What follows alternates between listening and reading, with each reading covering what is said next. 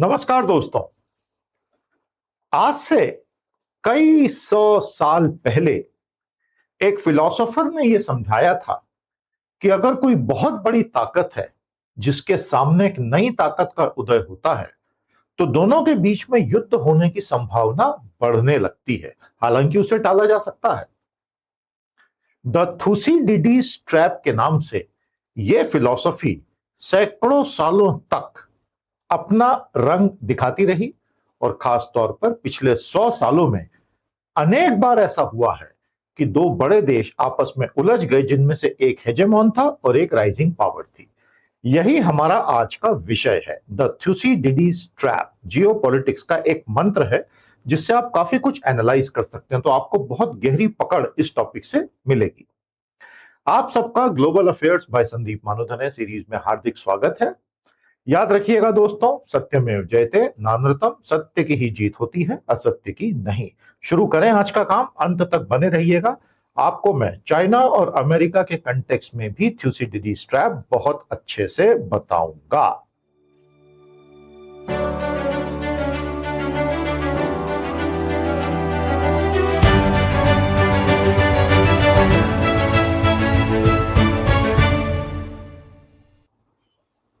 जब हम थुसिडिडीज ट्रैप की बात करते हैं तो हमारे सामने एक बहुत ही सामान्य सा चित्र आता है कि एक एस्टेब्लिश्ड पावर है, उसका अपना एक रुतबा है, उसकी अपनी एक मिलिट्री शक्ति है, इकोनॉमी है, टेक्नोलॉजी है, वगैरह वगैरह। देश काल समय परिस्थिति के हिसाब से यह बदल भी सकती है। और उसके सामने देखते देखते कुछ ही सालों में एक चैलेंजर आके खड़ा हो जाता है। अब वो जो चैलेंजर है वो ऐसा नहीं है कि एस्टेब्लिश पावर को गिराना ही चाहता है। जैसे आज 21वीं सदी में चाइना अमेरिका को गिराना चाहता है, ऐसा कोई भी सिग्नल, सबूत, इंडिकेशन चाइना ने अभी तक दिया नहीं है। बल्कि वो तो पीसफुल राइज की ही ऑफिशियली बात करता है, लेकिन अमेरिका बार बार कंटेनिंग चाइना की बातें करता है। यही थुसिडिडीज ट्रैप का मूल मंत्र भी है कि यहीं से झगड़े होने शुरू होते हैं। इससे पहले कि हम आगे बढ़ें, आपके सामने एक छोटा सा क्यूआर कोड है, इसको मोबाइल से स्कैन करेंगे, गूगल फॉर्म ओपन हो जाएगा। अपना ईमेल आईडी देंगे तो डेली आपको अपडेट्स हमारी तरफ से मिलते रहेंगे। सैकड़ों स्टूडेंट्स को जा रहे हैं, आपको भी मिल सकते हैं। कृपया फॉर्म भर दीजिएगा। बहुत बहुत धन्यवाद। When a rising power threatens to displace a ruling power, standard practice leads to war. तो इनका यह कहना है, डॉक्टर ग्राहम एलिसन का, जैसा मैंने अभी समझाया आपको, कि जब एक उभरती हुई शक्ति किसी स्थापित शक्ति को प्रतिस्थापित करने के कुछ इंडिकेशन दे देती है तो ऐसा लगता है कि अब तो युद्ध होगा। लेकिन ऐसा जरूरी नहीं है कि हर बार युद्ध होता है, ये मैं बार बार रिपीट कर रहा हूं। तो जियोपॉलिटिक्स में ये जो थुसिडिडीज ट्रैप है, ये एनालिसिस का एक बहुत अच्छा फ्रेमवर्क माना जाता है। दोस्तों, आइए इसको थोड़ा सा गहराई से समझते हैं। काफी आसान है, डरने की जरूरत नहीं है कि ये बहुत ज्यादा एकेडमिकली हैवी हो जाएगा, ऐसा नहीं है। सबसे पहली चीज जो हम इसमें समझेंगे वो ये, जो कोर आइडिया इसका हम कह सकते हैं, वो ये है, बड़ा सरल सा है। The danger of war when a rising power challenges an established power.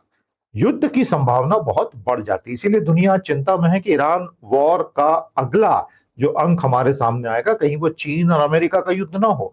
हालांकि अभी तो चीन ऐसा कहते हैं कि अपने प्रॉक्सी के थ्रू लड़ रहा है, हालांकि ईरान तो उसका प्रॉक्सी नहीं ही कहलाएगा, लेकिन फिर भी। और अमेरिका तो सीधे ही उलझा हुआ है। और ये एंशंट यूनानी इतिहासकार थे थुसिडिडीज, जिन्होंने ये कहा था कि जब एथेंस का उदय हुआ था और the fear it created in Sparta, तो स्पार्टा जो एस्टैब्लिश पावर थी और एथेंस जो उठती हुई पावर थी, उनके बीच में बहुत जबरदस्त युद्ध फिर छिड़ गया था। Athens versus Sparta in ancient Greece, यहां से यह कहानी शुरू हुई थी। तो थुसिडिडीज ट्रैप तब से बना हुआ 2000 साल से ज्यादा हो गए भैया। लेकिन अब कोई एंशंट ग्रीस और स्पार्टा में तो जाता नहीं है, एथेंस, स्पार्टा, ग्रीस में। हम उसका इस्तेमाल करते हैं थुसिडिडीज ट्रैप का फर्स्ट वर्ल्ड वॉर को समझने के लिए, जर्मनी वर्सेस ब्रिटेन का जो झगड़ा था, सेकेंड वर्ल्ड वॉर को समझने का, जापान वर्सेस अमेरिका में जो ये ट्रैप लागू हुआ, और आज 21वीं सदी में अगर तीसरा विश्व युद्ध होगा तो अमेरिका और चीन के बीच में होगा। तो प्रथम विश्व युद्ध, द्वितीय विश्व युद्ध और आज के युद्धों में तो ये ट्रैप जो है, ये है बड़ा रेलेवेंट चीजों को समझने के लिए। जियोपॉलिटिक्स में याद रखिएगा कुछ बेसिक फ्रेमवर्क्स होते हैं, कुछ बेसिक थ्योरीज होती है, कुछ बेसिक तरीके होते हैं चीजों को देखने के। एक तो तरीका यह है कि आप डे टू डे चीजों को टैक्टिकली देखें, इसने इसको मारा, उसने इसको पलट के मारा, इसने इस पे बम मार दिया। और दूसरा होता है कि आप बड़े ट्रेंड्स, बड़ी परिघटनाओं को देखें और समझें। ये जो आज हम बात कर रहे हैं ये वो बड़ा वाला फ्रेमवर्क है, और इससे आपको एक अच्छा एंकर मिलेगा दिमाग में चीजों को समझने का। I hope that is clear. तो दोस्तों, आज हम देखते हैं कि चीन की जो इकोनॉमिक, मिलिट्री और टेक्नोलॉजिकल पावर बहुत तेजी से बढ़ गई है, 20 ट्रिलियन की इकोनॉमी बन गई है। और अमेरिका बार बार कंटेनिंग चाइना ऐसे शब्द 20 साल से यूज कर रहा है। तो चीनियों को भी गुस्सा तो आता ही होगा ना सुन के, कंटेन, हमें कौन कंटेन कर रहा है। लेकिन वॉर इज नॉट इनएविटेबल, युद्ध होगा ही होगा, ऐसा नहीं है। थुसीडिडीज ट्रैप सिर्फ एक चेतावनी है कि एक हिस्टोरिकल पैटर्न भैया हमने ऐसा देखा है, क्योंकि इसमें फियर आ जाता है, miscalculation, pride, alliance commitment. First world war में अलायंस कमिटमेंट के चलते युद्ध हुए थे। तो राइवलरी को केयरफुली मैनेज करो तो युद्धों से बच जाओगे। तो यह है इसका कोर आइडिया, जो कि एथेंस और स्पार्टा की लड़ाई से हुआ था। स्पार्टा एक जमी जमाई शक्ति थी और एथेंस राइजिंग पावर थी, वहां इसका जन्म हुआ। मॉडर्न रेलेवेंस मैंने चाइना और अमेरिका के केस में बताया, आगे वो डिटेल में भी आपको दिखाऊंगा। ये कोई ऑटोमेटिक लॉ नहीं है, ये सिर्फ एक वार्निंग है कि भैया ऐसा हिस्टोरिकल पैटर्न है तो संभल के चलो। और इसका मेन लेसन यही है कि बातचीत करो, बातचीत से हर चीज हल हो जाएगी। अब बातचीत से हर चीज हल हो जाएगी यही समझ के ईरान बातचीत करने गया था, लेकिन जब नेगोशिएशन फरवरी में अपने पीक पर थे, ओमान में हो रहे थे नेगोशिएशन और बहुत अच्छे चल रहे थे, अचानक से अमेरिका और इजराइल ने ईरान पे हमला बोल दिया था। और उस हमले की वजह से, which was an unanticipated and kind of an unprecedented declaration of war, Iran ने फिर यह तय कर लिया कि इनसे बात करके कोई फायदा ही नहीं है, क्योंकि ये बात करने बुलाते हैं और पीछे से हमला कर देते हैं, तो इनकी नीयत में तो खोट है। इसीलिए पाकिस्तान में पहला राउंड, दूसरा राउंड वो नतीजे दे नहीं पा रहे हैं, वो नतीजे दे पाएंगे भी नहीं। युद्ध अब ऐसे मोड़ पर पहुंच गया ईरान का कि अमेरिका ने भरोसा तोड़ दिया, नहीं तो ये मामला फरवरी में सेटल हो गया होता। जी हां, मैं मजाक नहीं कर रहा हूं। और ईरान बहुत कुछ करने को तैयार था और हॉर्मुज भी खुला हुआ था। तो अब हम उस दुनिया में आ गए। तो यहां पर थुसीडिडीज ट्रैप ने अपना रंग एक अजीबोगरीब तरीके से दिखाया। लेकिन मैं फिलहाल आपको एथेंस और स्पार्टा पर 1 मिनट कुछ बता दूं। यह बहुत मजेदार ऐतिहासिक कहानी है। आपको इतिहास पढ़ना अच्छा लगता है? जियो पॉलिटिक्स, इसके लिए पहले तो हमको भूगोल का ज्ञान होना जरूरी है। जियो, इसीलिए मैं इतना सारा ज्योग्राफी पर आपके साथ चर्चा करते रहता हूं, क्योंकि ज्योग्राफी इज डेस्टिनी। अगर आप जिस देश में पैदा हुए हैं वहां का भूगोल जिन विशिष्टताओं से बना है वही आपकी राजनीति तय कर देता है। ज्योग्राफी आपकी डेस्टिनी बनी जाती है, आपको पसंद हो ना पसंद हो। हिमालय नहीं होते तो भारत एक बंजर रेगिस्तान होता। Katabatic winds from Siberia would have turned it into a cold desert. Himalaya ने हमको रेगिस्तान बनने से बचाया, तो हमारा तो सारा अस्तित्व ही हिमालय की वजह से। इसलिए ज्योग्राफी का असर बहुत गहरा होता है, कहने का मतलब यह है। तो जियो, साथ में पॉलिटिक्स, और इन दोनों को समझना है तो आपको गहराई से सोसाइटी और हिस्ट्री को भी समझना पड़ता है। इसलिए जियोपॉलिटिक्स जो होता है वो एक बड़ा मजेदार साइंस है देखा जाए तो। जब एथेंस पर्शियन वॉर्स के बाद मजबूत हो गया था तो उसकी नेवी, व्यापार, सब कुछ बढ़ गया था और एक एम्पायर के रूप में वो स्थापित हुआ, जबकि स्पार्टा पहले से ग्रीस में एक एम्पायर बना हुआ था। यहां से दोनों के बीच में कॉन्फ्लिक्ट की संभावनाएं बढ़ती चली गई और कहीं ना कहीं ग्रीक वर्ल्ड पर अपना पूरा दबदबा बनाने के चक्कर में ये दोनों के दोनों अंततः आपस में भिड़ गए। तो इनके बीच जो युद्ध हुआ था वो पेलोपोनेसियन वॉर था और ये काफी सालों तक चलता रहा। 431 बीसी से लेकर 404 बीसी तक 27-28 सालों तक ये चलता रहा। और अंत में एथेंस जो उभरती हुई शक्ति थी वो हार गई, लेकिन पूरा का पूरा ग्रीस ही कमजोर हो गया। हमेशा याद रखना, युद्ध में कभी कोई नहीं जीतता। ये गलतफहमी है बहुत कि वो युद्ध में जीत गया। जो जीतता है वो भी बहुत कमजोर होकर बाहर निकलता है और बहुत रेयर है कि वो बहुत मजबूत होकर बाहर निकले। It's very rare that in a large scale war the winner actually emerges stronger than earlier. हालांकि वो ऐसा परसेप्शन बना के चलता है, नहीं तो उसके लोग ही भरोसा छोड़ देंगे अपने राजा पे। तो इस तरह का युद्ध अवॉइड किया जा सकता था, लेकिन लंबे समय तक डिप्लोमेसी फेल हो गई डिप्लोमेसी को मिलिट्री ने ओवर पावर कर दिया और यहां आके सत्यानाश हो गया।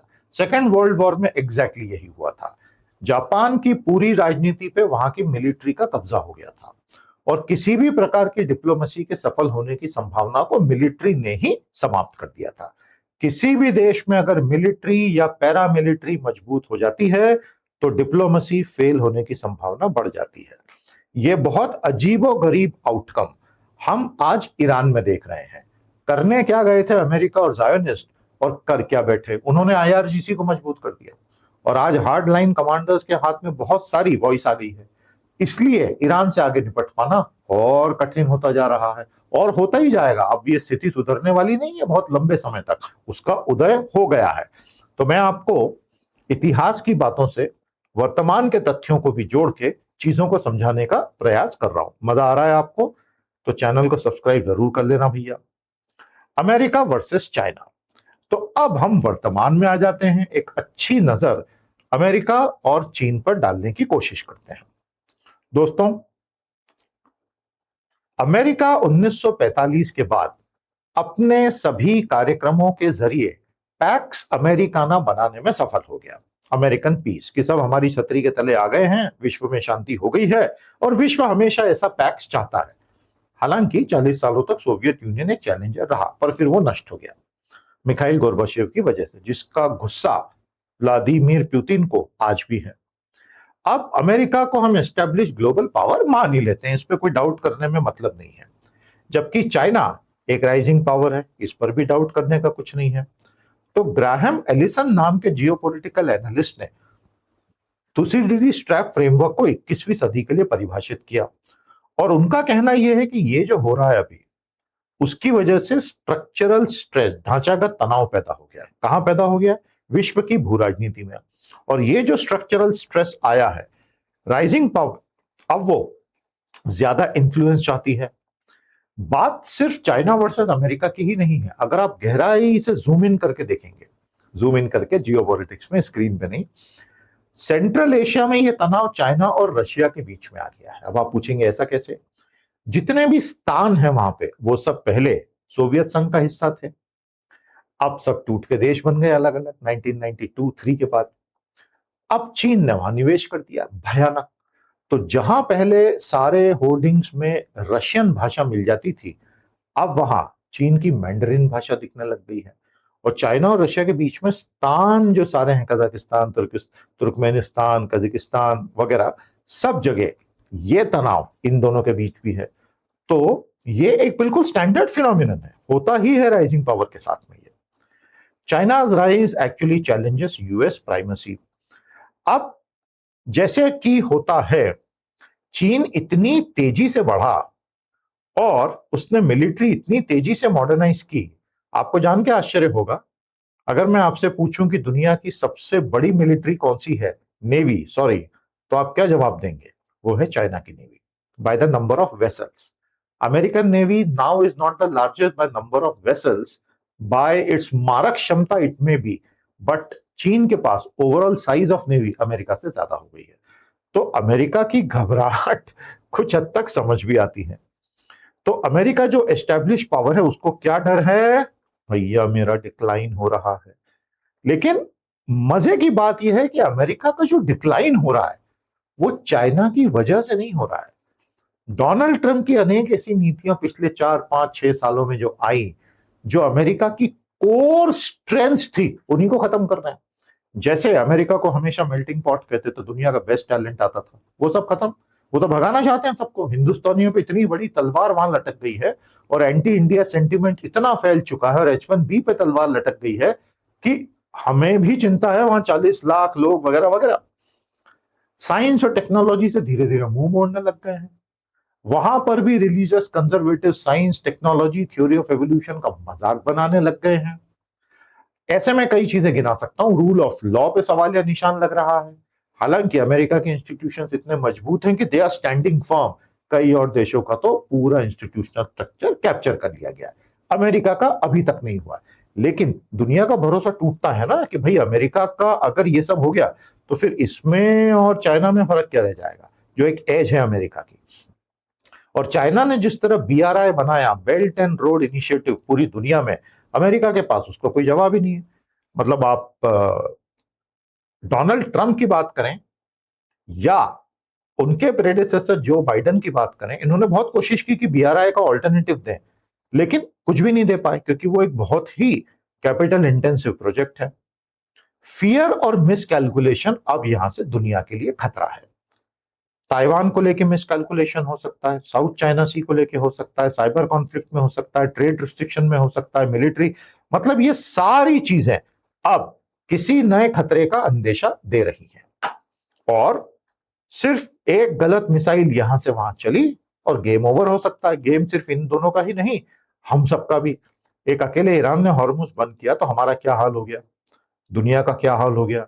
सोचिए अगर इनके बीच बड़ा युद्ध छिड़ जाएगा तो क्या होगा। आप समझ सकते हैं कि it will not be good for anyone. दुनिया वाकई डिप्रेशन में चली जाएगी, इकोनॉमी।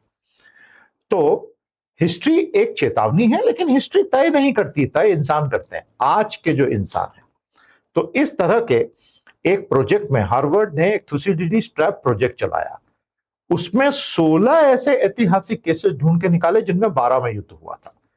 तो मतलब 100% नहीं है भैया हिट रेट, 70, 75, 80% की रेंज में घूम रहा है। तो अगर यूएस और चीन ने आपसी रिश्ते अच्छे से मैनेज कर लिए डिप्लोमेसी के थ्रू, तो कभी भी वॉर नहीं होगा, कहने का आशय यह है। तो आशा की किरण भैया अपनी जगह है।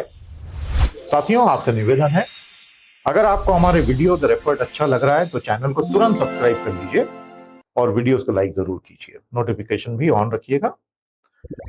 हमारी मेंबरशिप लेवल्स 1 से बढ़कर 1 आपके लिए उपलब्ध हैं, 1, 2, 3, 4, 5। लेवल 3 पर आपको करंट अफेयर और पावर ऑफ 10 का बहुत बढ़िया ऑप्शन मिलता है, और बाकी सब ऑप्शंस भी अपने आप में बहुत अच्छे हैं। ज्वाइन का बटन दबाएंगे तो ये ऑप्शंस पॉपअप हो जाते हैं, इन्हें ज्वाइन जरूर कीजिए, चैनल को सपोर्ट कीजिए। बहुत बहुत शुक्रिया। Japan versus US before the second world war. अब मैं आपको द्वितीय विश्व युद्ध की तरफ ले चलता हूं और फिर अंत में बताऊंगा कि थुसिडिडीज ट्रैप से बचें कैसे।